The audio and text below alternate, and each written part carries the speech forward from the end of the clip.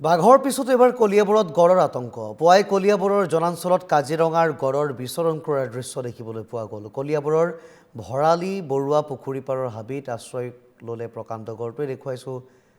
এই এক্সক্লুসিভ দৃশ্যাংশ আৰু ঘটনাস্থলীত বন বিভাগৰ লোক উপস্থিত হৈ পৰৱৰ্তী সময়ত শিলঘাট কামাখ্যা সংৰক্ষিত পাহাৰ বনাঞ্চলৰ পৰা ওলাই আহিছে গড়টো শেহতীয়াকৈ কলিয়াবৰত বাঘৰ আতংক দেখিবলৈ পোৱা গৈছিল এবাৰ গড়ৰ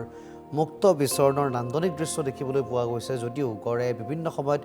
অসুবিধাৰ সৃষ্টি কৰিব পাৰে বুলিও আতংকৰ বিৰাজ কৰিছে স্থানীয় লোকৰ মাজত